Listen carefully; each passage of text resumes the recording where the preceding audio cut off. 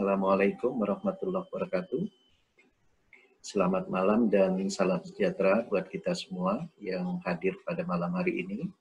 Alhamdulillah masih di bulan Ramadan yang insya Allah kita melanjutkan acara kita dalam sesi Icon Talk. Icon adalah e-chat video conference talk. Temanya lebih kepada self-development untuk takwa. Jadi malam ini saya kembali yang bertugas dengan tema stay productive. Jadi sangat menarik Bapak Ibu stay productive ini karena apa? Poin-poin yang akan disampaikan ini sangat tepat pada saat bulan Ramadan, ya. Nah, jadi harapan saya materi ini insya Allah coba nanti langsung diaplikasikan agar betul-betul merasakan manfaatnya. Pertama-tama tentu kita panjatkan puji syukur kehadirat Allah. Alhamdulillahirabbil alamin. Kemudian salawat dan salam kepada junjungan besar Nabi Muhammad SAW. Jadi kepada Bapak Ibu yang tadi saya udah cek hampir dari seluruh Indonesia, ya, mulai dari Padang, kemudian ada juga dari Kalimantan Selatan dan dari Sulawesi. Alhamdulillah kembali berkumpul di forum ini. Jadi sesuai dengan tema, untuk mempersingkat waktu, saya langsung share materi yang saya sudah siapkan Bapak Ibu, dan semoga materi ini sudah dikirim dari admin, ya, sehingga juga bisa disimak juga melalui HP-nya. Jadi judulnya adalah Stay Productive During the Day. Jadi topik utamanya adalah bagaimana kita tetap produktif, ya. Mengapa kita agar tetap produktif? Karena suasana puasa biasanya masih banyak yang dikatakan, waduh kok jadi lemes, apalagi ini udah mendekati 10 hari pertama, ya. Nah, makanya saya pikir materi ini perlu kita ketengahkan dan perlu Bapak Ibu coba agar memang materi ini akan memberikan kebaikan kita selama bulan Ramadan, dan insya Allah setelah Ramadan bisa dilanjutkan. Karena apa? Kita ingin agar hidup kita selalu produktif. Nah, adapun tema yang stay produktif ini, itu saya bagi menjadi 3 subtema. Yang pertama, bagaimana hubungan stay produktif dengan puasa Ramadan. Nanti saya akan cerita ada satu temuan yang menarik. Dulu di zaman kita, mungkin kurikulum kita ketika belajar biologi ini belum dipelajari, ya. Sehingga ini bagi beberapa orang ini mungkin suatu pengetahuan yang baru. Tapi ketika saya sampaikan di keluarga saya, ternyata anak saya yang SMA kelas 3, dia bilang, oh ada itu sekarang informasi tentang itu, yaitu nanti autophagy namanya Bapak Ibu. Kemudian yang kedua, kita akan bicara tentang kiat tetap bugar, itu dengan langkah WOLF, ya, WOLF. Itu WOLF itu kalau dalam bahasa kita serigala, ya, tapi jangan kita lihat dari serigalanya, tapi dari semangatnya itu, ya. Kalau ingat serigalanya serem Bapak Ibu. Dan yang ketiga itu adalah sebenarnya di dalam WOLF itu, di F-nya itu adalah fat intake. Artinya kita pola makannya berubah, ya, kita ubah pola makannya dengan lebih mengutamakan fat. Nah, karena di buku itu tidak begitu jelas tentang aplikasi fat, maka saya tambahkan apa yang kita maksud dengan fat dimaksud. Kenapa kita mengubah pola makan kita? Itu kita kenal dengan keto style, ya, ataupun ada juga yang mengatakannya dengan keto diet. Baik Bapak Ibu, yang pertama, ya, perlu saya jelaskan bahwa referensi saya tentu tetap kalau dalam kajian keagamaan itu adalah Al-Quran dan hadis, ya. Tapi kalau dalam kajian kekinian saya langsung merefer kepada buku-buku terkini. Ketika kita bicara tentang autophagy, ini kita akan mengenal seorang ilmuwan dari Jepang, tapi dia adalah research di Amerika, namanya Yoshinori Oshumi, ya. Beliau dengan penelitiannya tentang autophagy, kalau dalam bahasa kita itu puasa, ya, itu mendapatkan hadiah Nobel di 2016. Jadi betapa kalau kita jadikan Rasulullah uswatun hasanah, Rasulullah Muhammad SAW, itu ternyata terbongkar, ya. Artinya kenapa beliau menjadi rahasia bagi kita saat sekarang ini. Kenapa sih beliau andai kata dalam kehidupannya itu lebih sering beliau memilih lapar, walaupun kalau beliau ingin kenyang bisa, ya. Tetapi disinilah ternyata kuncinya. Ada hikmah di belakang itu, ada satu pelajaran yang sangat mahal, ya. Bahkan bagi Yoshinori ini menjadi suatu temuan yang mengantarkan beliau kepada satu hadiah yang sangat bergengsi di dunia, yaitu hadiah Nobel di tahun 2016. Nah, kenapa kita memilih stay produktif? Itu sebenarnya terinspirasi dari salah satu buku yang ditulis oleh Aubrey Marcus, ya. Sebenarnya judul bukunya adalah On the Day on Your Life. Artinya apa? Ketika hari itu, pagi itu kita memulai dengan suatu aktivitas yang luar biasa, yang nanti akan jadi tips dalam pembicaraan kita malam ini, insya Allah hari itu kita akan produktif. Itu kira-kira referensi utamanya Bapak Ibu. Nah, kita masuk ke subtema yang pertama tentang puasa Ramadan, ya. Ternyata selain dia menjadi fastabiqul khairat, bagaimana kita berlomba dalam kebajikan, karena dalam firman Allah ketika Ramadan itu diwajibkan bagi kalangan muslim dalam rangka apa? La'allakum tattaqun, ternyata banyak sekali hikmahnya Bapak Ibu. Autophagy ini saya pelajari baru 6 bulan belakangan ini, ya. Dan betul-betul bagi saya ini suatu hal yang sangat menarik. Karena dulu ketika saya masuk dalam kajian-kajian fasting terapi, ketika kita bicara dalam kesehatan holistik, itu yang disampaikan ya lebih kepada seperti puasa biasa gitu. Tidak ada penjelasan secara ilmiahnya. Tapi ketika saya mendapatkan ini 6 bulan yang lalu, Masya Allah, saya makin sangat merasa indah sekali. Jadi ketika Ramadan tiba itu memang kita tunggu-tunggu, ya. Betapa konsep ini itu betul-betul memberikan kebaikan. Niatnya tetap lillahi ta'ala, tapi benefit ataupun manfaatnya Masya Allah. Ini baik untuk kesehatan. Dulu ketika saya menjadi salah satu timnya Dr. Hussein di rumah sakit holistik, saya pun sempat kaget ketika ada seorang yang mempunyai penyakit asma, itu hanya disuruh puasa, hanya minum air putih, itu alhamdulillah sembuh gitu. Saya aja waktu itu bertanya-tanya, ini bagaimana scientific reason-nya? Apa yang terjadi di tubuh kita? Alhamdulillah 6 bulan yang lalu, karena saya banyak sekali mencoba mencari beberapa reference dalam pola makan, saya ketemu ini, ya, seorang bapak yang memberikan ataupun membongkar rahasia betapa puasa itu Masya Allah, ya. Karena apa? Autophagy itu sendiri berasal dari bahasa Yunani, Bapak Ibu, ya. Artinya apa? Auto kita tahu sendiri. Phagy itu dari phagen, memakan. Sehingga secara etimologis artinya apa? Memakan diri sendiri. Artinya yang dimaksud di sini, ketika kita dalam keadaan lapar, maka sel kita itu akan memakan dirinya sendiri dan membelah, ya. Nah, disinilah kenapa dikatakan autophagy. Dalam hasana biologi sel, karena ini bicara dalam seluler molekuler, autophagy berkenaan dengan bagaimana sel dapat memakan dirinya dalam rangka apa? Menghancurkan dan mendaur ulang komponen-komponen lainnya. Jadi, kalau di dalam sel itu banyak variabel, kalau kita bicara dalam konteks umum ya, tapi kalau di dunia kedokteran mungkin ada istilahnya ya. Ada bagian-bagian yang sebenarnya tidak sehat, yang bisa membuat penyakit, itu dimakan oleh limosom ya. Di sini saya tidak cerita detail karena banyak sekali istilah kedokteran yang nanti kalau malah ditanyain detail saya yang akan menjawabnya bingung ya. Lebih baik saya ambil yang singkat saja Bapak Ibu. Kemudian yang poin ketiga adalah ya seperti yang barusan saya jelaskan bahwa dengan autophagy ini sel kita yang sudah tua, yang sudah usang ya, nah itu akan terjadi regenerasi yang kita tahu bahwa setiap hari itu kita ada 17 miliar sel, betul-betul menjadi sel yang sehat luar biasa. Ya. Nah secara umum Bapak Ibu, memang sebenarnya yang harus kita kaji ulang ya, kita kan puasa rata-rata 12 jam kalau di Indonesia, kecuali waktu mungkin bagi para pelajar yang dulu pernah di Eropa, itu kita pernah puasa sampai sekitaran 20 jam, 19 sampai 20 jam.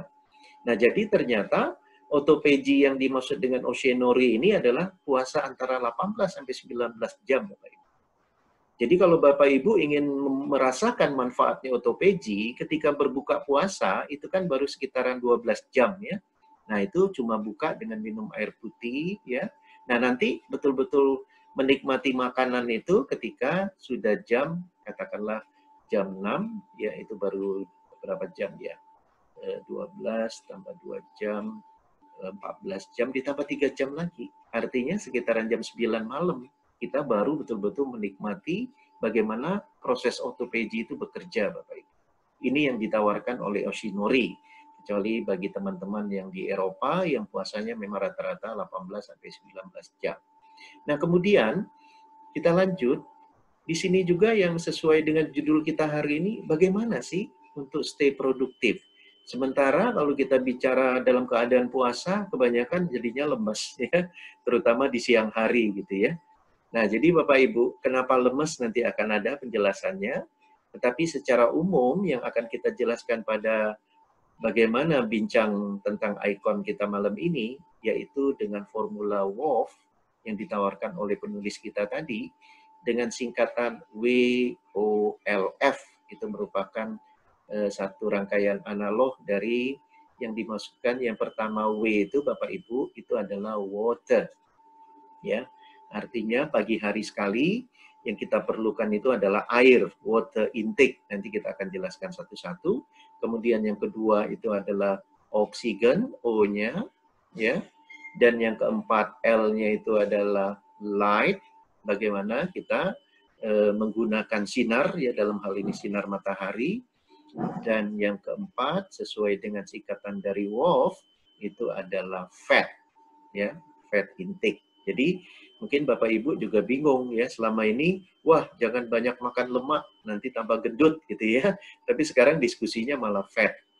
Memang di bukunya ditulis itu fat, Bapak Ibu. Namun setelah saya kaji lebih lanjut, sama bedanya kalau otophagy, saya pelajari 6 bulan yang lalu. Kalau keto, ya masalah fat ini, alhamdulillah saya sudah pelajari 3 bulan yang lalu, dan sudah saya aplikasikan sekitaran 1 bulan yang lalu. Ya, nanti saya akan cerita bagaimana success rate-nya ataupun tingkat kesuksesannya, Bapak Ibu. Tapi kita tetap ya, ketika dalam konteks aplikasi puasa, ini hanya lebih sekedar kepada know-how, pengetahuan, untuk membuat kita lebih yakin. Ternyata apapun yang didesain oleh Yang Maha Pencipta, itu ternyata, Masya Allah, luar biasa ya. Kalau kita sudah mempelajarinya lebih lanjut, kita lebih menggeleng-geleng kepala, Bapak Ibu. Baik, kita mulai masuk satu-satu. Yang pertama itu adalah bagaimana ya kalau kita memang sedang tidak puasa, tentu ya sebelum kita subuh ya, artinya apakah kita sholat malam, apakah kita sebelum subuh bangun ya. Nah itu memang sudah harus dimulai dengan satu kegiatan yang dikatakan water intake ya. Kenapa kita harus water intake, Bapak Ibu?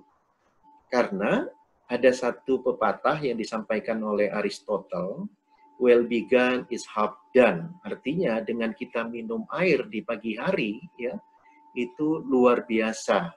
Kenapa luar biasanya? Tentu perlu ada kajian secara ilmiahnya. Perhatikan Bapak Ibu, apabila nanti kajian ilmiahnya saya cerita, itu pun kita bicara dengan sederhana ya.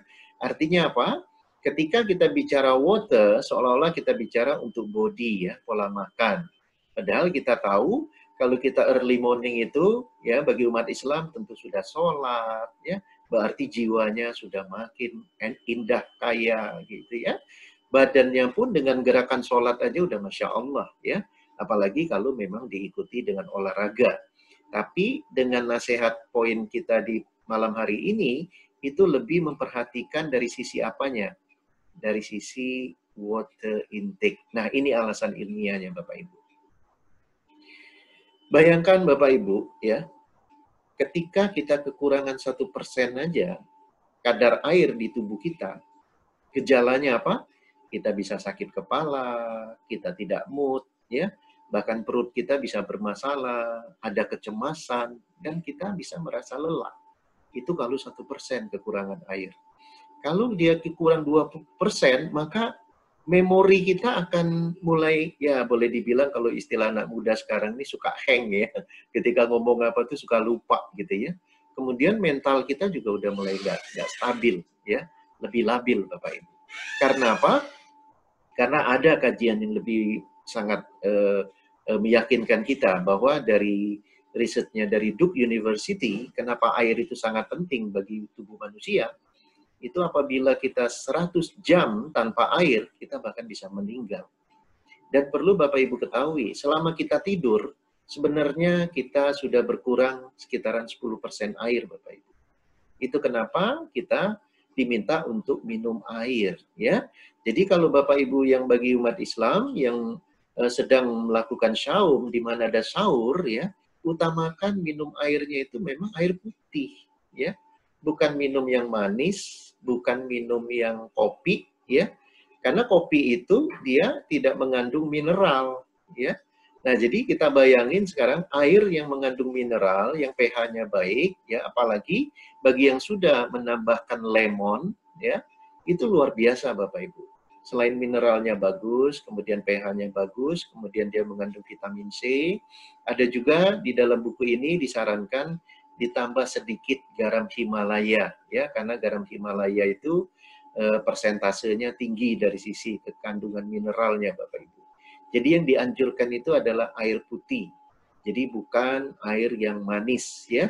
Begitupun ketika berbuka, ya. Sebaiknya kita tidak banyak minum yang mengandung gula, ya. Nanti ada dampaknya ketika kita bicara tentang fat nanti, ya, ada hubungannya dengan ketosis. Nah, ini yang pertama Bapak Ibu. Jadi apa yang perlu kita perhatikan di pagi hari, andai kata kita tidak di bulan Ramadan, itu adalah air putih.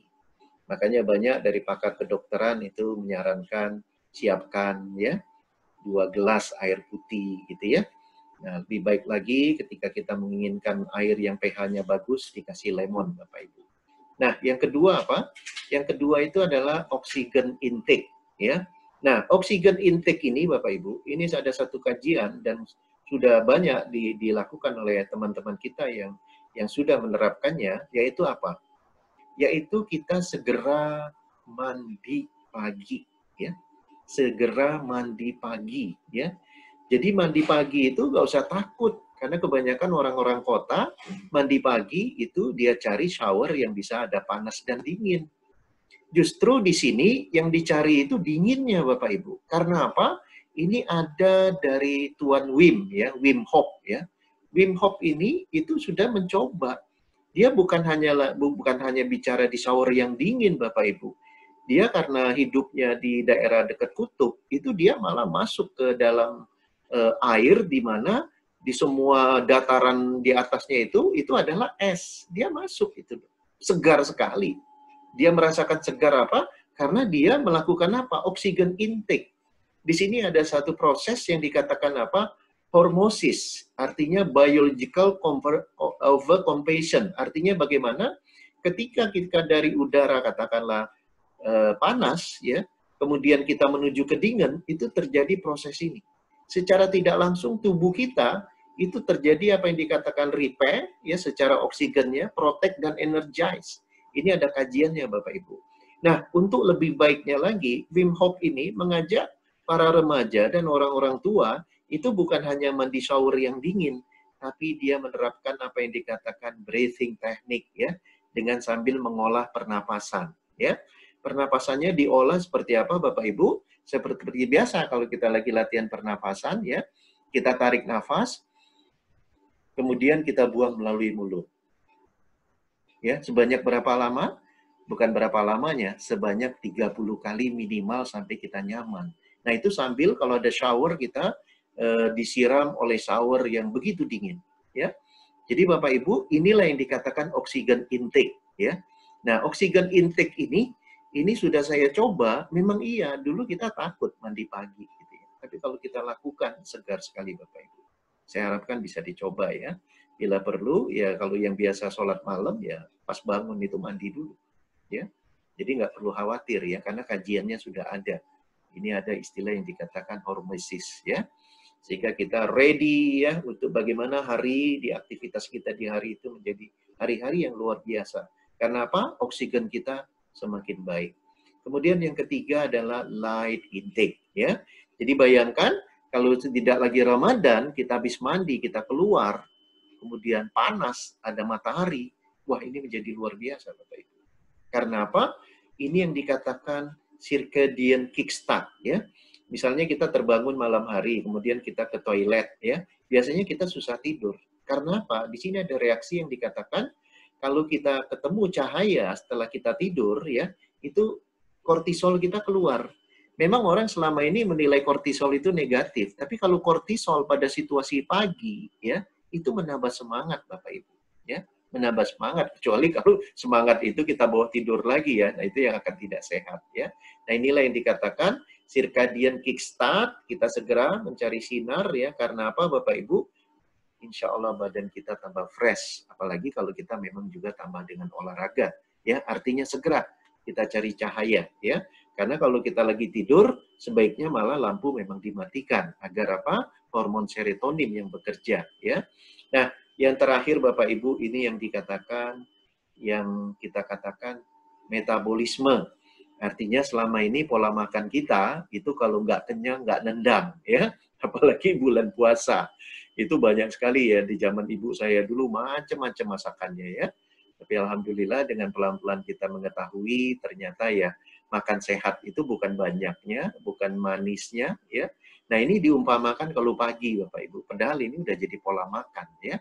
Jadi kalau pagi itu biasanya kita cari yang cepat, cereal ya, kemudian bread ya, apa namanya, roti gitu ya.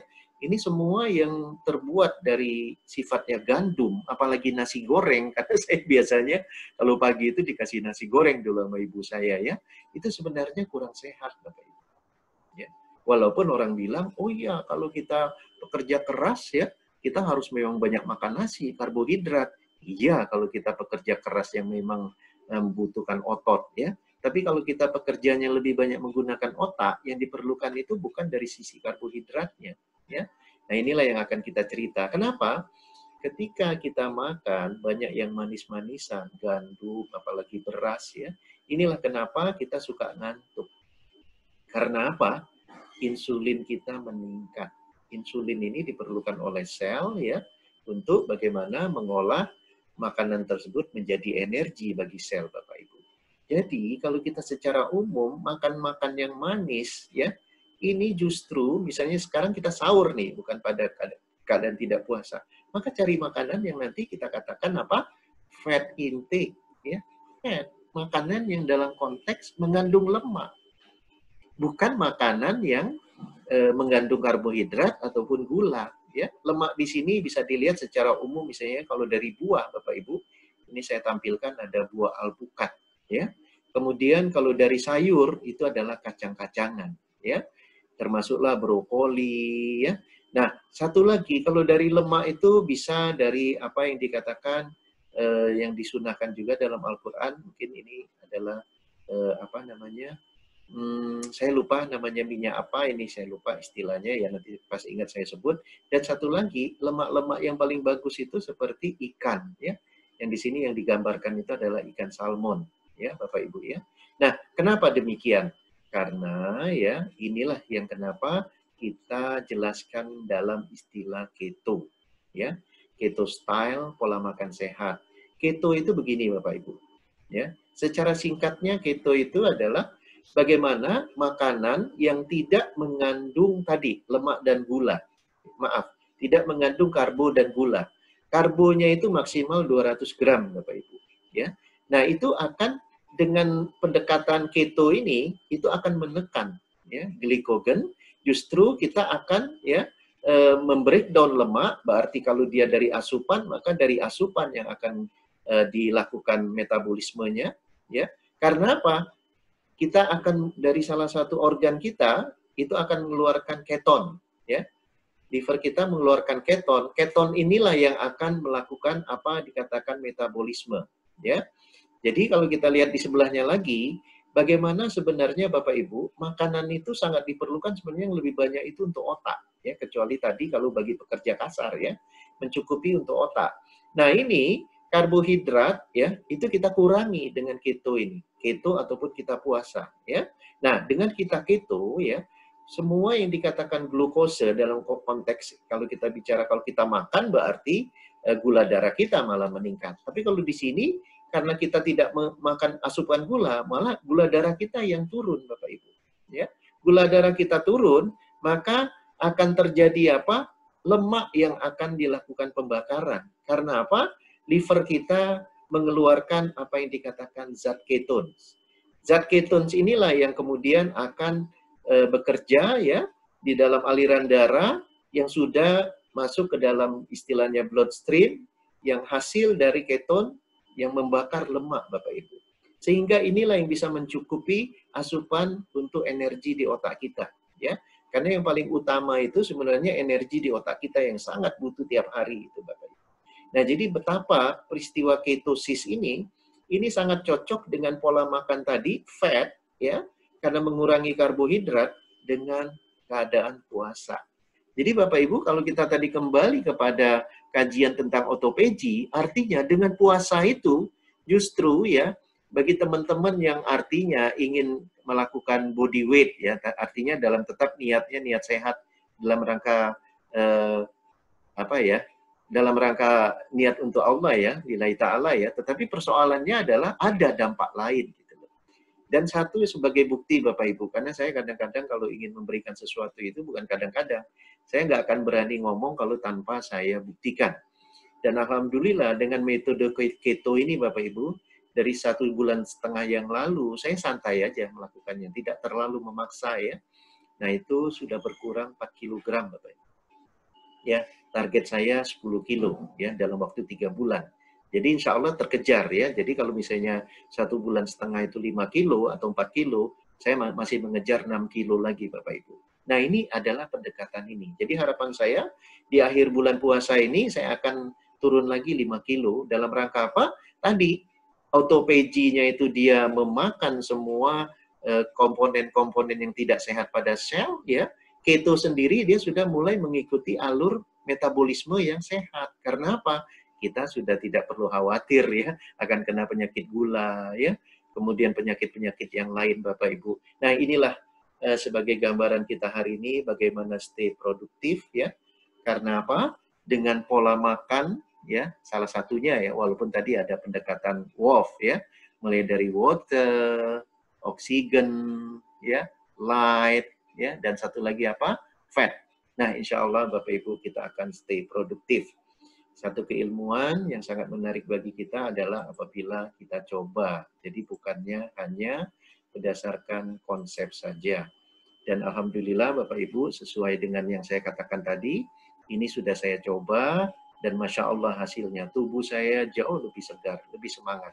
Dan saya bisa bedakan antara setahun yang lalu saya berpuasa dengan berpuasa sekarang, saya jauh merasa lebih segar ya. Jadi gitu Bapak Ibu, sesuai dengan komitmen kita, saya sudahin presentasi saya ini. Semoga ini bermanfaat. Kita lanjutkan dengan tanya jawab. Baik, seperti biasa saya tawarkan untuk siapa bertanya angkat tangan atau bertanya di chatting. Silakan. Siapa yang mau tanya? Sambil saya chat, lihat di chattingnya sudah ada yang bertanya enggak? Ternyata di chatting belum ada yang bertanya. Baik, saya lihat Zahra yang pertama. Siapa lagi yang mau tanya? Bu Sasmawati. Siapa lagi? 3. Bu Rika. Baik, 3 dulu ya. Baik, saya buka suaranya Zahra. Ya. Zahra atau yang buka? Zahra? Saya nggak bisa buka dari sini. Assalamualaikum Pak Edi. Waalaikumsalam. Ya.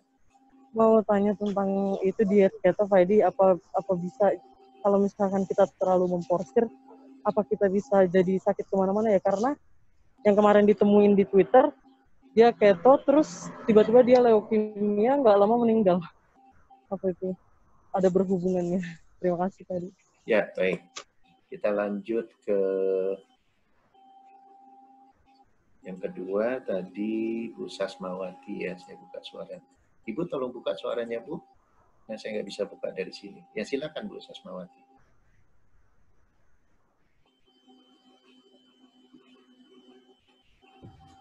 Ya, silakan Bu Sasmawati. Ya Pak.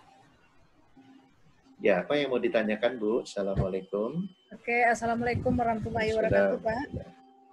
Ya, tadi Bapak menerangkan bahwa kita early morning mulai dari water intake, yang kedua oksigen intake, kemudian light intake. Terus saya menanyakan, apakah ini kita lakukan setiap hari? Kan kata Bapak tadi kan bagusnya di dalam waktu bulan puasa ya Pak ya.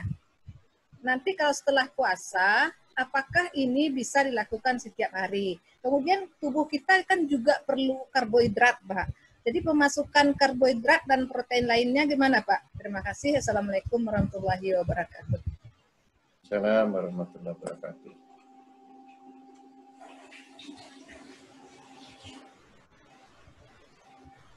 Ya, tadi saya lihat juga ada pertanyaan dari Bu Nurita sama Pak Sadek ya. Saya langsung juga nanti akan jawab ya. Baik, Bu Sasma, kita coba cek satu lagi, itu dari Bu Rika ya. Terima kasih Bu Sasma pertanyaannya. Bu Rika, silakan Bu Rika. Assalamualaikum Pak Edi, terima kasih. Materi ini surprise banget ya Pak Edi. Saya nggak menyangka ada apa ya dibahas tentang pola makan. Ini Pak Edi, selama ini saya kan dari orang tua saya dulu gitu kan sampai sekarang. Untuk mandi itu kan ini harus malam ya atau pagi sekali juga boleh. Dulu kan kalau misalnya pulang kerja terus mandi, jangan mandi malam-malam nanti kena rematik gitu kan. Terus masih pola pikir ke sana. Jadi kalau bisa sore, jadi jangan sampai malam atau misalnya kepagian juga katanya menimbulkan rematik seperti itu. Mungkin persepsi yang salah kalau lihat dari sini. Nah yang satu lagi yang untuk light intake ya Pak Edi. Yeah. Itu sama dengan fungsinya dengan sekarang kan lagi berjamur untuk berjemur dari cuman kemarin kan ribut masalah jam untuk berjemur, ada yang jam 10 kalau nggak boleh gitu. Itu sama dengan manfaatnya dengan kita berjemur gitu kan, karena pas muncul ada matahari pagi gitu. Nah terus kedua, selama ini kan kita kalau buka puasa itu diberondong dengan manis-manis ya, dari mulai kolak, terus kita juga ada teh manis, terus ada sop buah, nah belum goreng-gorengan. Ternyata itu kan semua tuh kalau lihat dari materi tadi semua serba manis. Belum kita kan ini Pak, dengan sunnah Rasul kita ada kurma gitu kan. Nah seperti itu kayaknya polanya mungkin harus diganti ya. Kalau sekarang Pak Edi tuh saya baru selama ini salah gitu. Nah dengan kayak sarapan nasi goreng juga kan kayaknya udah membudaya tuh Pak Edi. Tapi kalau misalnya tadi yang Pak Edi kemukakan itu apalagi tiap hari gitu, itu mungkin nggak sehat ya Pak Edi. Nah satu lagi yang mau saya kerja itu tentang keto style itu di kantor kami tuh ya Pak, akhirnya emang banyak yang berhasil. Saya lihat itu makannya kebanyakan dari sayur-sayur yang segar gitu kan, yang kelihatan masih fresh, mentah. Ada beberapa yang mulai dengan seliminya itu berhasil. Tapi ada sebagian juga mungkin nggak tahan, dia nggak konsisten, udah berhasil gitu, dia begitu mencapai tubuh yang ideal, tapi dia udah nggak tahan dengan makanan. Nah dia udah kayak balas dendam gitu, udah nggak lama kemudian dia udah lebih gemuk gitu kelihatannya. Itu aja mungkin yang saya yang tanyakan itu masalah berjemur sama pola yang sekarang untuk buka-buka puasa itu yang serba manis gitu semuanya itu mungkin dari Pak Edi ada masukan lagi. Terima kasih Pak Edi. Baik, terima kasih Bu Rika. Ya, alhamdulillah. Jadi Bapak Ibu, ternyata dari sesi pertama ini sudah malah ada 5 penanya ya.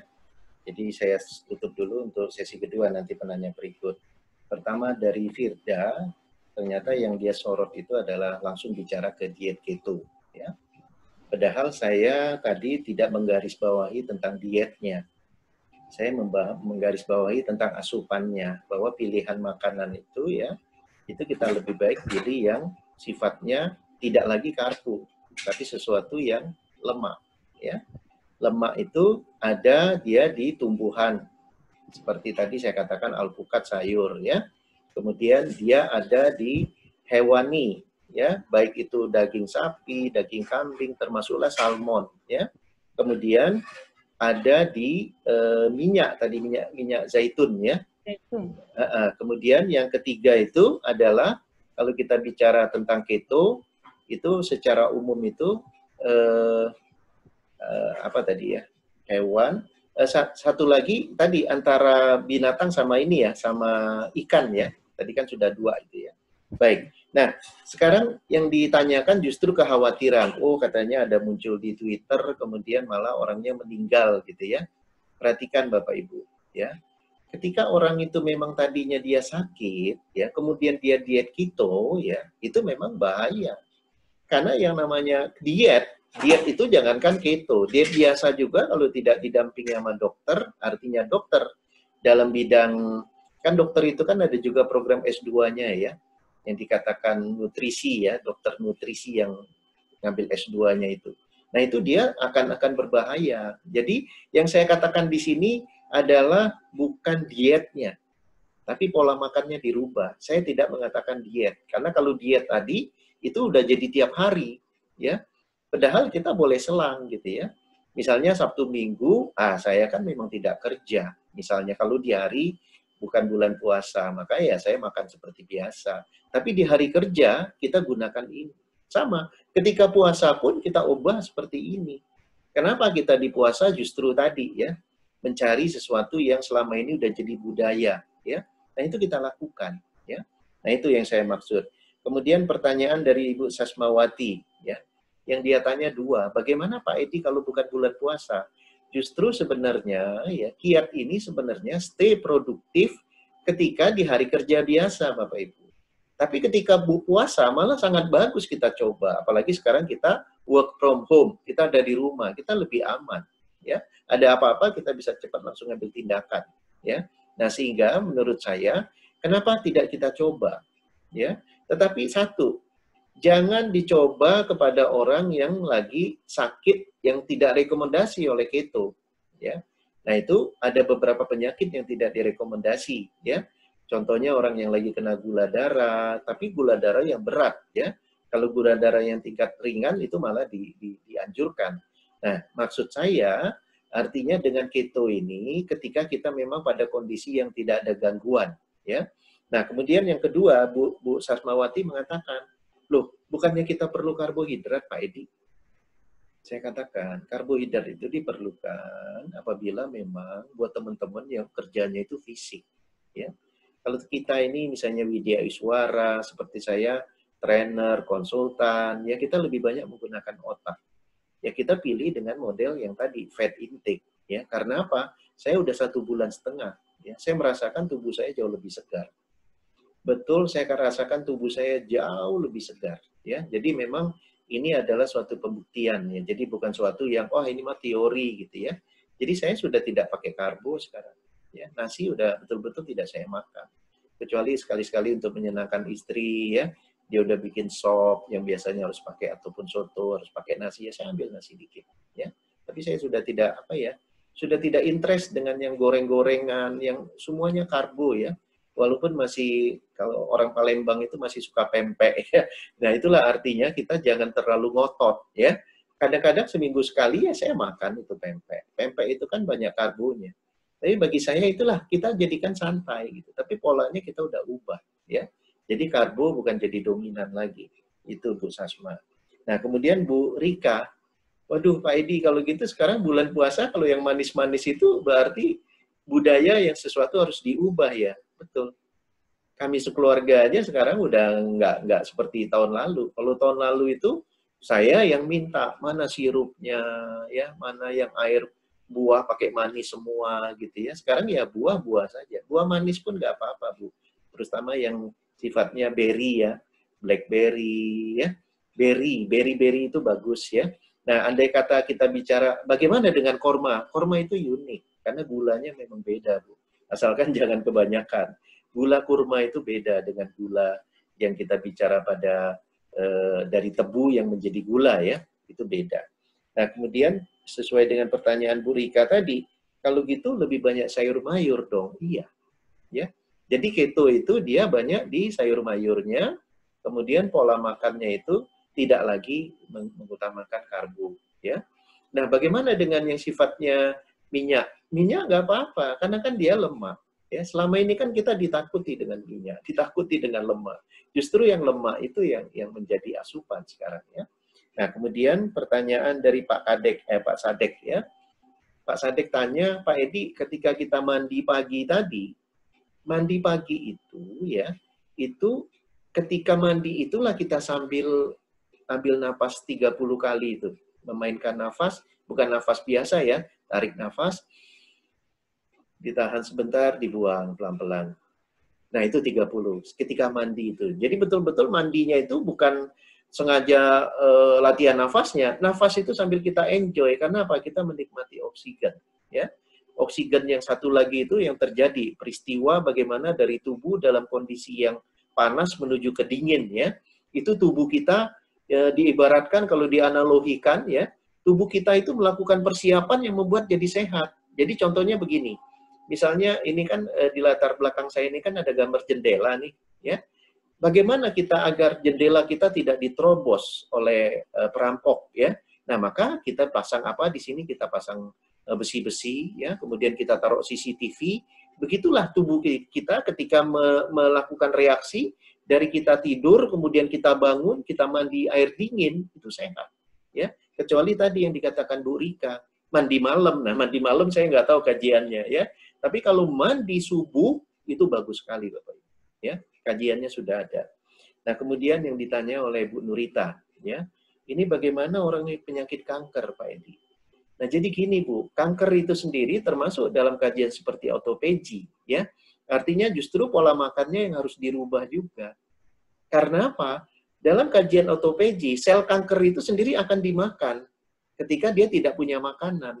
Tapi ketika kita makan gula, ya, kita makan makanan yang notabene memang makanan kanker, ya, karbohidrat itu juga makanan kanker, ya. Bahkan kalau di kanker ada yang spesifik lagi, Bu. Jadi dia justru yang lemak-lemakan pun harus dipilih, ya. Tidak semua lemak diperbolehkan kalau dalam kanker, ya. Tapi itu diskusinya nanti di lain waktu, ya, Bu, ya. Nah, kemudian otomatis sebenarnya untuk kanker pun sebenarnya ada pola makannya yang kita bicarakan nanti di lain waktu, ya.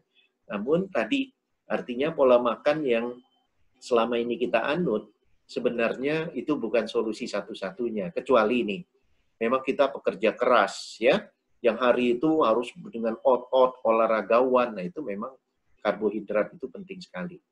Baik, sementara itu yang saya lihat pertanyaannya sudah terjawab, ya. Kemudian kita lanjut kepada pertanyaan pada gelombang kedua. Silakan angkat tangan atau nanti sambil saya baca, ya, Pak Ulin. Nanti atau saya sambil baca nanti yang di chatting, ya. Coba saya lihat di chatting ada pertanyaan lagi nggak? Bu Enda nanya air dingin atau panas. Ya. Kemudian Pak Suhartanto, bangun 3 jam mandi. Oh, itu cuma konfirmasi, ya. Insya Allah segar. Oke. Bu Titi, minum air es pada malam hari akan membuat tubuh kita menjadi lemas. Oh iya, udah bagus masukan. Nurul Anissa, korelasi dengan titik tapping. Sebaiknya pagi sebelum tidur, baiknya sekalian contoh kalimatnya, kemudian untuk cek tingkat keyakinan, berhasil fitness. Tapping modul afirmasi, ya. Mungkin Nurul lebih bagaimana diaplikasikan dengan EFT, ya.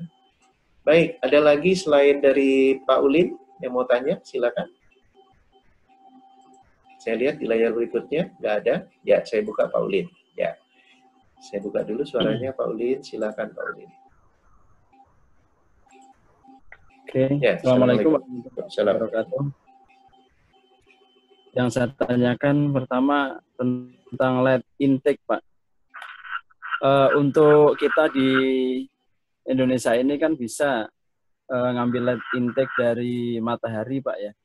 Nah, untuk daerah-daerah yang misalnya cahaya mataharinya sedikit itu, apa bisa untuk pengambilan lead intake itu diganti dengan lampu atau api atau apa gitu, Pak? Itu yang pertama. Kemudian yang kedua, sharing, Pak, ya. Yeah. Jadi suatu ketika saya itu diajak bermain di sebuah pesantren di pegunungan, Mbak. Nah, waktu di sana baru nyampe beberapa saat, waktu sholat udah mulai. Maka saya sholat dan kebetulan telat gitu. Ketika saya mau masuk ke barisan soft itu, saya lihat imamnya teger banget Pak itu. Teger, rambutnya hitam, masih muda itu Pak. Kelihatan dari belakang itu sangat teger sekali. Nah, kemudian imamnya selesai, terus melanjutkan wirid. Nah, sayanya diajak ke rumah gitu.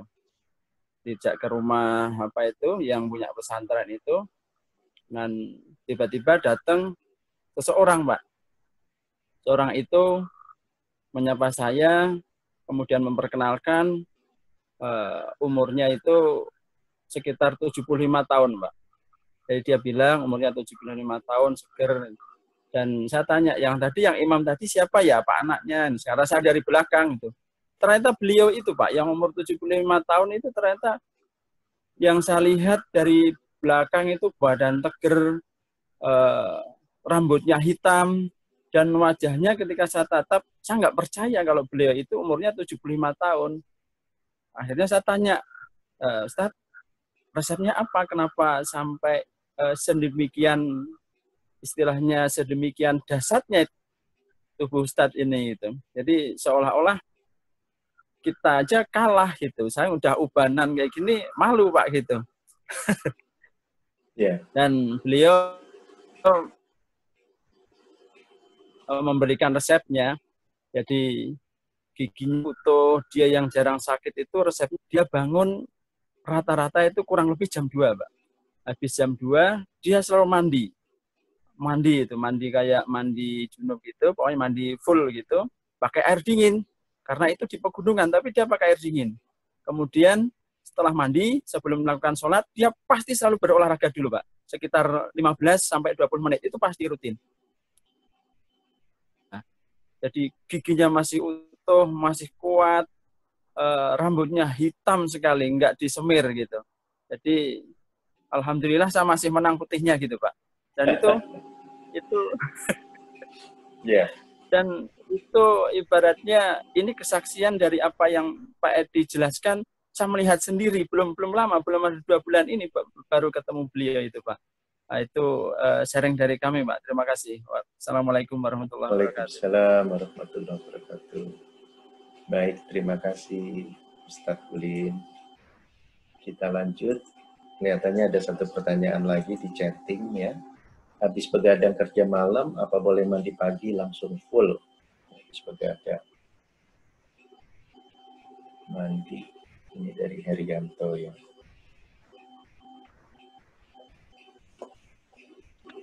Baik, masih ada lagi yang mau tanya? Saya masih buka pertanyaan. Masih ada yang mau tanya? Oh, ada lagi Bu Sasmawati. Lihat keto untuk per hari Pak. Oh, menunya, menu keto.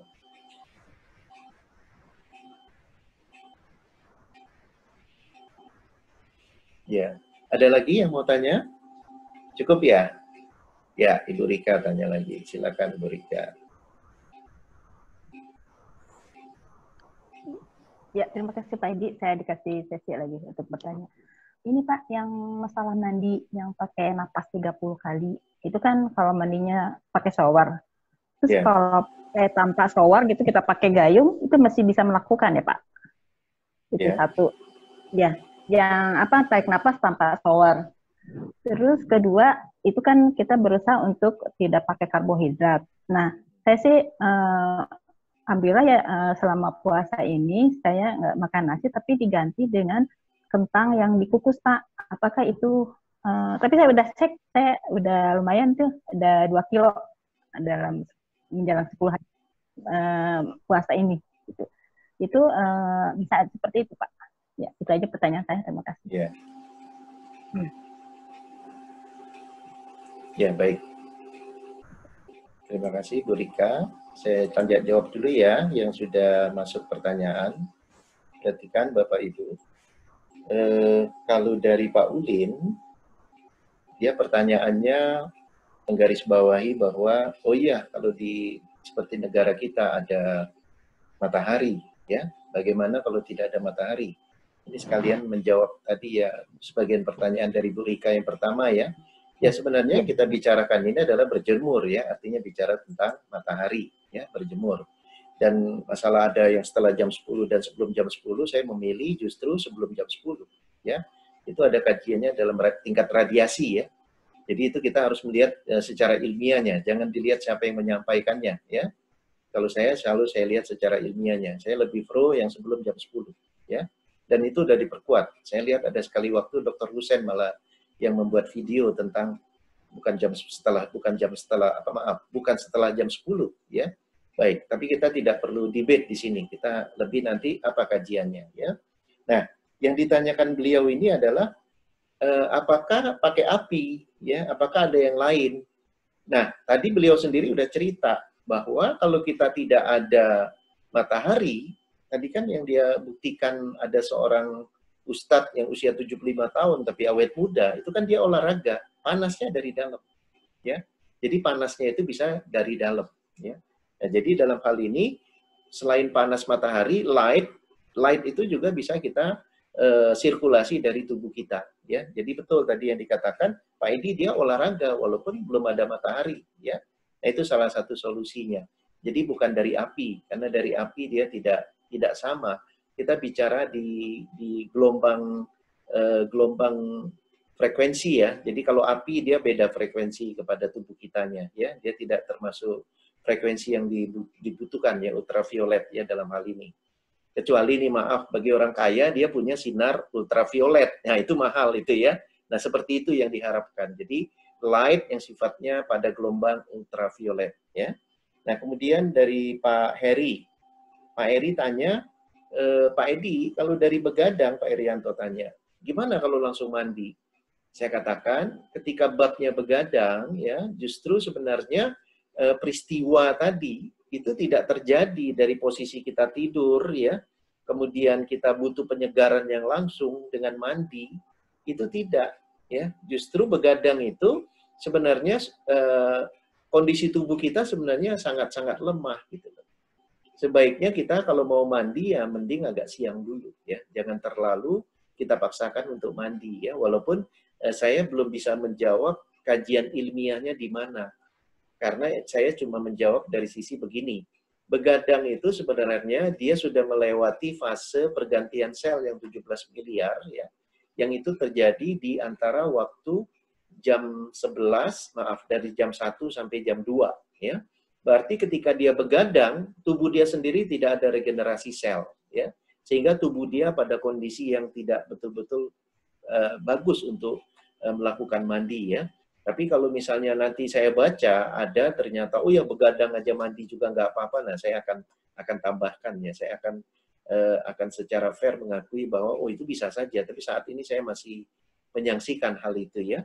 Nah itu pertanyaan Pak Heri. Nah kalau pertanyaan dari Nurul Anissa, ini bagaimana hubungannya dengan EFT? Perhatikan Bapak Ibu. Kebanyakan orang ketika merubah pola, ini ada satu ketakutan dulu pada diri dia. Wah, nanti akan terjadi apa-apa. Ya, kayak pertanyaan Firda tadi, wah ini ada yang meninggal. Ya. Ini kan budaya lama. Ya, kita lakukan tapping. Ya, bagi orang yang ingin merubah mindset, kita lakukan tapping. Walaupun saya ragu, ada ketakutan, akuin. Itu di masalah. Kemudian di B saya memilih. Ya, ini ada kajian ilmiahnya. Silakan Bapak Ibu searching di internet. Ya, tentang keto maupun tentang autophagy. Itu alhamdulillah. Ya. Bahkan autophagy itu sendiri itu malah dapat Nobel. Jadi kalau dia tidak dapat Nobel, berarti ya dianggap kajiannya abal-abal. Ini kajiannya ilmiah dan berhadiah Nobel. Ya, itu masalah puasa. Bahkan puasanya itu 18 jam, Bapak Ibu. Ya. Nah, kemudian tadi kalau ditanya tetap dengan tappingnya ABC, asalkan tadi masalahnya apa yang dikhawatirkan A, B solusinya apa, kemudian kita doa sama Allah. Ya, jadi ketika kita tidak ada kekhawatiran, tubuh kita akan menerima dengan perubahan itu ya. Tapi kalau kita sendiri nggak yakin, ya tadi dalam kajian yang lain kan selalu kita bicara seperti dalam epigenetik kan, what you think you become. Apa yang kita pikirkan maka itu yang akan terjadi. Makanya kita harus yakin ya. Baik. Nah kemudian pertanyaan dari Bu Rika. Ya, Bu Rika bertanya, Pak Edi, saya udah coba kentang ya. Hati-hati. Artinya ketika kita bicara karbohidrat ya. Kentang sama umbi itu termasuk karbohidrat yang tidak begitu tinggi dalam konteks nanti ketika dia dirubah dalam metabolisme yang juga akan menghasilkan gula, ya. Karena ketika dia menghasilkan gula, gula inilah yang membuat lemak di tubuh kita itu mengeras, gitu, ya. Karena ada gula ini. Nah, jadi kalau kita bicara, oh penyakit-penyakit lain itu dari mana? Asalnya dari karbohidrat yang lebih banyak di metabolisme. Tapi kalau dari keto, dia aman. Karena ketosis itu, dia hanya mengambil yang diperlukan saja. Sementara kalau kita bicara karbohidrat, banyak itu. Dari gula juga, ya itu banyak. Akhirnya berlebih. Berlebih inilah yang menjadikan bermasalah pada tubuh kita, ya, menjadi gula darah, ya, menjadi penyakit darah tinggi. Darah tinggi orang bilang apa? Oh, kebanyakan makan lemak. Iya, kalau dia bercampur dengan makanan-makanan karbohidrat, kelebihan dia jadinya, ya. Nah, jadi kembali lagi itu kajiannya, ya. Baik. Saya pikir untuk pertanyaan gelombang kedua ini sudah selesai. Kita lanjut lagi kepada gelombang ketiga. Masih ada waktu sekitaran 3 menit. Saya lihat Ibu Ana Susanti ini yang angkat tangan. Ya. Sama Zahra angkat tangan lagi. Ibu Ana Susanti. Ya, silakan saya buka suaranya, Bu. Enggak, Bu, silakan. Assalamualaikum. Waalaikumsalam, Pak Edi. Selamat malam. Salam. Pak Edi, saya tertarik sekali dengan oksigen intake. Terkait dengan perform 30 kali kita menarik nafas ketika kita disiram air pagi. Nah, itu tekniknya seperti apa menarikan nafasnya? Apakah seperti biasa yang kita lakukan? Terus kita boleh nggak mandi gitu sambil kita tapping di dada dengan berdoa? Atau di sini juga di PowerPoint Bapak disebutkan bahwa sampai kita merasakan tingling sensation.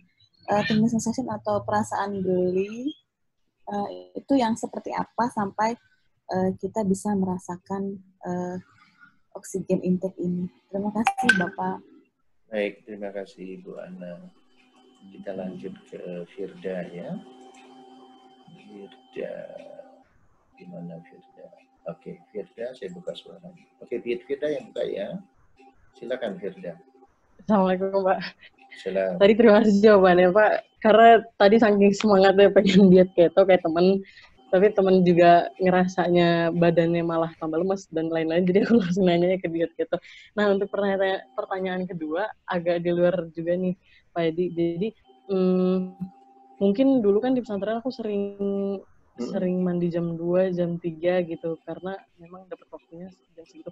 Nah, itu kan yang aku rasain kalau misalkan ini gejala-gejalanya rematik, apakah itu ada secara psikisnya, ada rematik itu secara psikisnya apakah ada Pak Edi? Itu. Terima kasih. Iya, baik. Iya, kita balik lagi. Masih ada lagi? Karena ini pertanyaan yang terakhir ya. Kalau setelah ini kita tutup setelah saya jawab ini. Masih ada lagi? Kalau masih ada yang mau tanya, saya masih beri kesempatan. Oh iya, tadi pertanyaan Dr. Enda kayaknya belum saya jawab ya. Berarti udah cukup banyak pertanyaannya. Baik, saya jawab aja sekarang ya. Ya, kita mulai menjawab pertanyaan sahabat yang udah bertanya ya. Perhatikan Bapak Ibu, yang pertama ini pertanyaan dari Ibu Ana Susanti ya, tentang bagaimana tarik nafas waktu sambil mandi.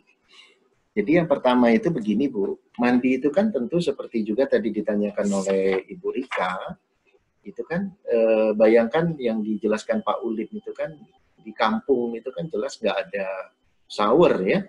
Jadi otomatis terjawab sebenarnya ke Bu Rika tadi, boleh kita pakai mandi gayung biasa gitu ya. Nah cuma gimana nih cara nafasnya? Sebenarnya nafas itu seperti biasa, tapi ini berbedanya itu artinya apa? Dia ada cara nafas yang lebih ditariknya itu dengan hitungan ya. Misalnya kita tariknya itu agak panjang gitu ya, tarik nafas misalnya hitungan 6. 1, 2, 3, 4, 5, 6. Dibuang pelan-pelannya 6 juga. 1, 2, 3, 4, 5, 6. Tariknya masuknya melalui hidung, tentu mulut kita tutup. Buangnya justru melalui mulut. Itu. Jadi kita sambil mandi itu betul-betul kita main nafas ya. Yang dikatakan tingling itu artinya ketika kita menikmati atau apalagi kita betul-betul ingat Allah ya. Nikmat air, nikmat oksigen yang ada di air, nikmat oksigen yang kita hisap, Itu ketika kita sambil berzikir ya, Masya Allah. Ya, itu yang dikatakan tingling. Betul-betul kita merasakan nikmat penuh syukur. Ya, itu poinnya Bu. Nah sekarang ya, boleh nggak sambil tapping? Ya, yang andai kata Ibu mau sambil tapping juga nggak apa-apa. Karena apa? Lebih menyamankan lagi. Karena tapping yang juga melakukan energizer itu memang di titik sini ya. Titik di atas tulang selangka ya, sambil tapping di sini. Itu boleh. Ya, jadi gitu pertanyaan Ibu Ana ya. Kemudian Firda bertanya tentang rematik ya. Jadi Firda bertanya tentang rematik, apa sih landasan emosinya ya.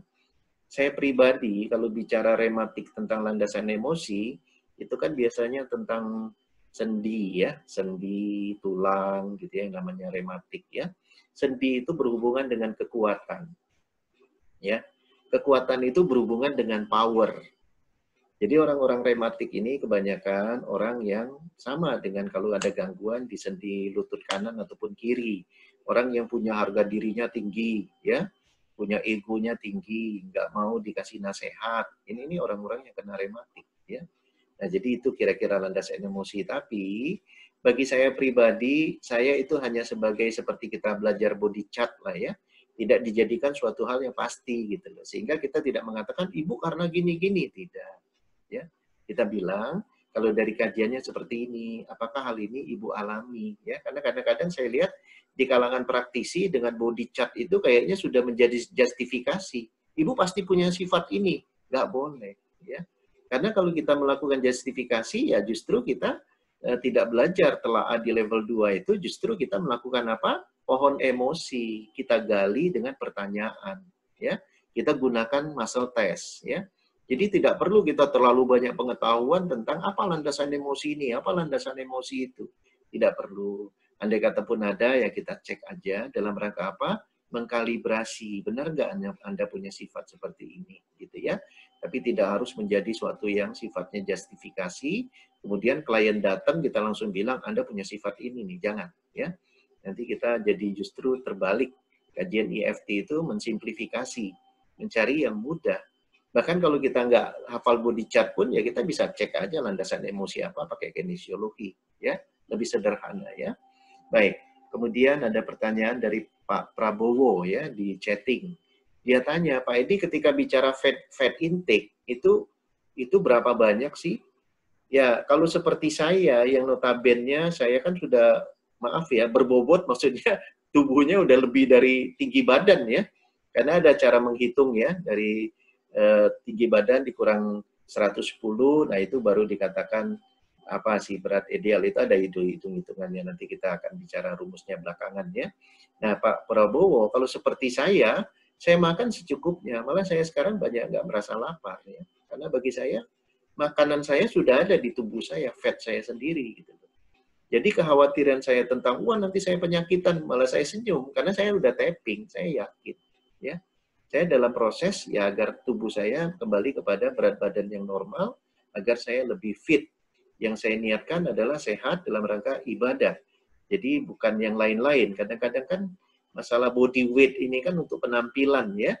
Kalau untuk penampilan berarti untuk dilihat orang lain. Nah itu na'udzubillah ya. Jadi utamakan dalam rangka apa? Ubudiyah kepada Allah. Luruskan niat kita ya. Nah jadi itu Pak Prabowo. Kemudian yang pertanyaan Dr. Enda tadi, Dr. Enda tanya soal mandi. Pak Edi mandinya pakai air panas atau pakai air dingin? Kayaknya Dr. Enda belum nyimak deh, ya.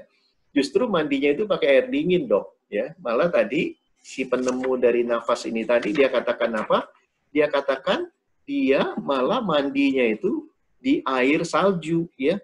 Air salju apa? Air yang notabene itu betul-betul berada di dataran salju. Dia nyemplung, di mana di salju itu kan ada juga kadang-kadang yang sudah jadi mencair. Nah, itu yang dia mandi gitu loh. Jadi yang kita katakan tadi Wim Hof ini yang menemukan metode ini dan dia sudah lakukan kajian ini, ya. Jadi Wim Hof sambil melakukan pernapasan dia mandi di air salju itu, ya. Bayangkan. Jadi kalau kita sekarang ini manja dengan air panas, justru itu yang tidak menyehatkan. Yang menyehatkan itu air dingin, ya. Itu kira-kira Bapak Ibu. Kayaknya masih ada yang penasaran atau pertanyaan yang tadi nih yang masih angkat tangan ini. Atau sudah nggak ada, kayaknya sudah selesai ya. Coba saya cek lagi. Baik Bapak Ibu, karena waktu sudah lewat 6 menit, kecuali ada satu lagi, boleh. Kalau tidak, Pak Ulin ya. Ini yang terakhir ya, atau saya cek juga di grup ada nggak. Bu Kartini, badan kurang proporsional dengan WOF gimana? Pak Arianto, kerja pagi, sarapan pagi yang terbaik agar badan tetap sehat bugar. Ya, baik. Saya cek tadi. Kartini sama Arianto. Kemudian satu lagi siapa nih? Bagi yang berat badan kurang itu Kartini ya. Baik. Sekarang ke Pak Ulin. Nah, Pak Ulin. Silakan Ustaz. Assalamualaikum Ustaz. Oke. Assalamualaikum warahmatullahi wabarakatuh. Sedikit pertanyaan Pak Edi. Yang diteliti oleh Profesor Osumi itu, yang dapat hadiah Nobel itu puasa yang 18 jam itu puasanya orang Muslim atau puasa cuma minum air doang gitu Pak Edi. Seperti punyanya Deddy Kombuser atau gimana Pak Edi? Terima kasih Pak Edi. Ya, baik. Terima kasih Pak Ulin. Ya, kembali lagi ke floor. Ya. Coba saya cek ulang lagi biar pertanyaannya nggak salah. Bu Kartini tadi soal badan, Pak Eri soal sarapan pagi. Ya. Baik, Bapak Ibu, Alhamdulillah sebagai penutup ini masih ada 3 pertanyaan yang mungkin menambah penjelasan ya. Karena dengan bertanya itu kita insya Allah makin paham. Jadi ada pertanyaan dari Bu Kartini ya. Saya bacakan aja biar jelas pertanyaannya. Yang beliau tanyakan apa? Bagi yang punya berat badan kurang proporsional, bisa nggak diterapkan WOF ini Pak? Ya, jadi kurang proporsional itu artinya beda dengan saya. Ya, saya ini kan yang sudah lebih bobotnya. Saya bilang berbobot tadi ya. Mungkin yang dia maksud itu justru yang sudah cukup bobotnya. Justru saya katakan, kalau cukup bobotnya, justru asupannya yang harus sesuai ya. Itu kalau nanti Bapak Ibu ingin lanjut, itu ada tuh resep keto dengan berapa gramnya, ya disesuaikan asupannya. Karena apa? Kalau asupannya kurang, tentu tubuh kita yang nanti makin krempeng, ya lebih kurus lagi, karena dia memakan lemak di tubuh kita gitu loh. Jadi kalau lemaknya nggak ada, ya apa yang dia mau makan nanti ya? Nah itu yang harus hati-hati ya. Jadi kembali lagi untuk berat badan yang justru bukan berat badan yang ideal, kurang dari ideal, itu harus asupannya betul-betul diperhatikan lemaknya. Tapi kalau seperti saya tidak khawatir karena bagi saya udah kelebihan ya. Saya sediakan badan saya ya untuk kembali di recycle ya agar apa? Jauh lebih sehat gitu ya. Nah, pertanyaan Bu Kartini ini ada hubungan dengan Pak Ulin tadi, Pak Edi. Kalau kita bicara autophagy itu puasanya orang muslim atau puasa seperti biasa, umumnya orang cuma minum air putih ya. Jadi gini Pak Ulin, autophagy ini ya, itu puasanya itu artinya memang dia tidak makan minimal 18 jam. Ya. Nah, 18 jam setelah itu dia diberi waktu misalnya boleh hanya 2-3 jam aja menahan lapar. Setelah itu dia makan seperti biasa lagi. Nah, tinggal periodenya sekarang. Dia mau lakukan itu tiap hari dalam rangka untuk kesehatan atau apa? Karena kajian autophagy ini kajian tentang kesehatan, ya. Sementara bab puasa itu kajian yang memang dianjurkan oleh Allah dan Rasul, ya bahkan diwajibkan kalau oleh Allah dalam Islam itu. Nah, jadi kembali lagi kita hanya melihat bahwa oh ternyata hikmah puasa itu ada kajiannya. Apalagi di daerah Eropa puasanya udah 18 jam. Wah, itu justru tubuh kita tambah sehat. Karena apa? Terjadi proses autophagy itu gitu loh. Nah, sedangkan yang saya katakan seperti yang saya pernah ketemu orang kena asma di rumah sakitnya Dr. Husain itu memang niatnya untuk kesehatan, walaupun ya mohon maaf mungkin yang bersangkutan bagi dia muslim ya juga dia niatkan untuk Allah ya. Tapi yang saya lihat dia puasanya cuma minum air putih ya. Itu yang dikatakan fasting terapi. Jadi puasa dijadikan terapi. Jadi niatnya bukan niat puasa seperti biasa, niatnya puasa kesehatan ya. Nah, kemudian pertanyaan dari Pak Heriadi ya, saya bacakan aja biar lebih jelas. Pak Herian, mana tadi di atas? Pak Herianto bukan Pak Heriadi. Berangkat pagi, sarapan pagi yang terbaik agar badan tetap sehat dan bugar? Saya walau alam nih Pak Erianto ikut dari awal nggak? Nah, jawabannya gini loh Pak. Tadi kita udah jelaskan WOF ya. WOF itu ada F-nya itu adalah fat intake ya. Fat intake ini adalah pola makan yang selama ini kalau saya di kelas juga mengatakan sabu-sabu. Kita lebih mengutamakan sayur dan buah ya. Tetapi ternyata ketika saya belajar tentang keto ya, itu saya sudah tidak hanya sayur dan buah. Saya makan yang tadi minyak zaitun ya, yang paling saya sering itu telur ya. Saya cukup makan telur 2 ya, bisa setengah matang, bisa matang. Kemudian air putih saya banyakin. Itu udah luar biasa gitu loh. Ya, jadi makanan saya itu betul-betul simpel ya. Jadi untuk segar dan bugar itu sayur buah cukup sama telur atau sama ikan atau sama daging ya. Kita nggak perlu lagi pakai karbo ya. Goreng-gorengan itu bukan minyaknya yang kita takutin, tapi karbonya itu bukan takut ya. Artinya tuh karbonya ini. Karbo pun boleh 200 gram ya. Lebih dari 200 gram akan terjadi tuh. Dia kan keseimbangan di dalam tubuh kan jelas. Apakah dia menggunakan insulin dalam metabolisme atau dia menggunakan ketosis. Ini cuma 2 option saja yang terjadi di tubuh kita. Saya sekarang memilih ketosis ya. Karena apa? Saya tapping diri saya. Ya Allah, saya udah belajar keilmuannya dan ini yang saya baca kisah Rasulullah sering lapar ya, dan saya ingin hidup saya seperti itu, bukan dalam kondisi kenyang, ya kan? Kondisi yang lapar, ya. Tapi lapar sehat ya Allah, ya. Karena apa? Kajiannya ada di ketosis. Saya bicara sama Allah. Jadi saya bukan bicara dalam untuk apa dalam rangka kebaikan tubuh saya, dalam rangka ubudiyah, ya. Jadi alhamdulillah saya lebih segar ketika sudah 1,5 bulan ini melakukan keto, ya. Tapi bukan keto diet. Kalau keto diet itu maksa harus ini, harus itu. Enggak, santai aja, ya, santai aja. Yang penting tadi kita lihat resepnya, kita ambil yang kita memang biasa sehari-hari. Enggak harus kita mengada-ada. Karena ada juga orang kalau udah bicara keto, wah mahal, harus beli daging, harus beli salmon. Saya sih pakai telur aja cukup kok, ya. Telur malah lebih murah, ya. Itu kira-kira Pak Irianto, ya.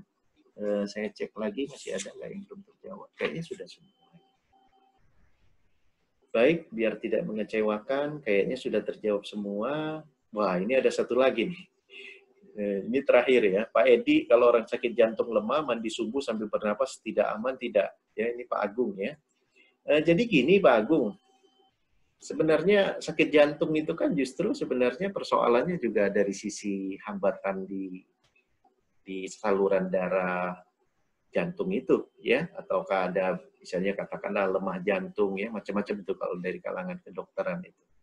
Justru yang saya sarankan justru pola seperti WOF ini bagus gitu ya. Jadi lakukan aja pola WOF gitu ya, karena kalau memang jantung itu diakibatkan pola makan kita yang salah selama ini, dengan kita melakukan WOF ini insya Allah akan menyembuhkan, di samping kita melakukan juga tapping ya.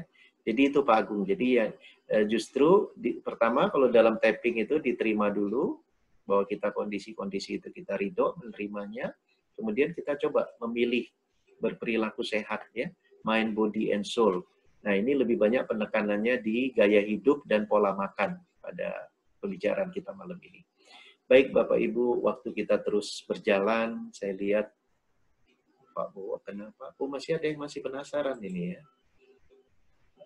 Kenapa setelah itu jadi penyot? Apa yang salah? Ya, saya sering melihat yang sering keto, kenapa hasil tubuhnya sering susut? Baik, jadi gini ya. Ini Bu Nurita sama Pak Bowo ini senada pertanyaannya. Ini yang terakhir ya. Itu katanya orang keto tubuhnya penyot ya. Saya katakan ya, kita itu jangan berlebihan. Seperti saya, Bapak Ibu lihat lebih segar nggak? Itu aja. Ya. Jadi kita nggak usah bicara pada persentase yang tidak melakukannya secara benar ya. Jadi seperti yang si Firda khawatirkan ya, karena tadi luruskan niat ya, luruskan niat. Ya. Kalau niat kita lillahi ta'ala, insya Allah kita akan lebih sehat. Tadi Pak Ulin udah nambahin, itu Ustadz 75 tahun kok jauh lebih segar gitu. Ya, karena pola hidup, pola makan, pola pikirnya, Masya Allah. Gitu. Nah ini yang harus kita perbaiki Bapak Ibu. Jadi di suasana Ramadan ini ada kesempatan untuk kita mencoba ya. Jadi kalau misalnya maaf, orang yang biasa makan banyak, biasanya nanti tubuhnya agak gemeteran. Itu kan proses detox tuh, ya tapping aja. Karena gemeterannya apa? Karena biasanya dia menginginkan lagi gula, padahal itu lagi proses perubahan. Tapi kalau tubuhnya peyok dan sebagainya macamnya itu ya mungkin saya perlu diskusi dulu sama yang bersangkutan ya. Bagaimana dia melakukannya ya. Jadi kita tidak menerima informasi itu begitu saja ya. Jadi baik Bapak Ibu, mohon maaf kalau memang penjelasan saya malam ini dianggap justru membingungkan ya. Bagi yang udah biasa kalau nggak makan nasi nggak nendang gitu ya. Kalau nggak puasa yang manis-manis nggak enak gitu, wah ini Pak Edi ngasih sesuatu yang membingungkan ya. Terutama Bu Kartini nih. Bu Kartini gimana kalau tubuhnya belum proporsional Pak Edi gitu ya. Banyakin dulu lemaknya kali ya. Nah jadi kembali lagi, sebenarnya ini tuntunan Rasulullah ya secara tidak langsung ya. Pola makan Rasulullah pun ada kajiannya sendiri. Memang Rasulullah tidak lebih banyak makan yang sifatnya karbohidrat ya. Rasulullah lebih suka kurma, daging ya. Jadi dia tidak ada bicara roti pun ada roti gandum ya. Tapi unik tuh roti gandumnya Rasulullah ya. Dan ketika Bu Nurita bertanya tentang untuk kanker, nah itu sendiri lagi Bu, karena itu saya dapat dari salah seorang farmasi, memang farmasi holistik, dia ngambil S3-nya di Prancis. Nah itu ada pembahasannya lebih dalam Bu. Jadi kalau saya cerita setengah-setengah di sini nanti malah nggak nyaman yang lainnya mendengarkannya. Jadi begitu saja Bapak Ibu, sebelum kita tutup dengan doa kafaratul majelis, kembali lagi kita foto ya. Kemarin terakhir seingat saya itu adalah bahagia. Berarti sekarang sehat. Pegang tubuhnya sehat, sehat ya. Sehat ya, sesuai dengan temanya sehat, kita foto. Ya, mana mukanya munculin semua? Anissa, Ana, Dewi, Murakadek mana? Subowo, Ibu Dr. Enda mana? Ini belum pada muncul semua nih. Pak Syarif udah muncul. Pak Kadek mana senyumnya Pak Kadek?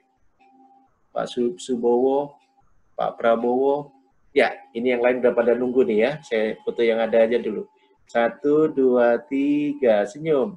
Ya, sekali lagi. 1, 2, 3. Ya. Baik Bapak Ibu, terima kasih. Jazakallah khair ya. Alhamdulillah. Pesan saya satu saja. Keilmuan itu tentu kita harus berdasarkan landasan ilmiah ya. Kenapa malam ini saya kaji? Karena itu penasaran saya udah lama. Satu ketika saya menjadi konsultan Dr. Husain, kok ada fasting terapi. Kedua ketika saya baca tentang kisah Rasulullah. Kenapa dia tidak pernah sakit? Salah satunya itu beliau sangat suka dengan lapar ya. Ternyata malam ini saya bisa sharing karena sudah saya belajar 6 bulan yang lalu. Ternyata rahasianya ada di autophagy yang dapat Nobel dan ada di keto. Jadi jangan dikaitkan dengan keto diet yang akhirnya dia sakit ya. Rasulullah beda. Ya, Rasulullah itu memang dia hanya untuk Allah saja hidupnya. Dia betul-betul merealisasikan hidupku matiku hanya untuk Allah. Nah itu yang perlu kita contoh Bapak Ibu. Jadi kalau ada yang takut-takut kayak tadi itu menurut saya kita harus cek dulu. Niatnya kah yang salah, caranya kah yang salah, atau dia memang punya penyakit, ya, na'udzubillah. Jadi seperti saya, 1,5 bulan, alhamdulillah tambah segar. Ya kalau ditanya Pak Edi, lapar enggak? Ya ada laparnya lah, ya kan? Tetapi lapar yang tidak seperti lapar biasa. Kalau saya coba di Sabtu Minggu saya makan karbohidrat, itu terasa laparnya di siang hari langsung, terasa sekali, beda sekali. Tapi kalau ini enggak ada laparnya, kita nyaman, kita tapping aja santai. Kita minum air putih apa yang ada ya. Secara ekonomis pun tidak membebani ibu rumah tangga yang harus masakin suaminya setiap saat ya. Lebih santai, dikasih telur aja udah senyum gitu ya. Jadi begitu Bapak Ibu. Baik, kita tutup dengan kafaratul majelis.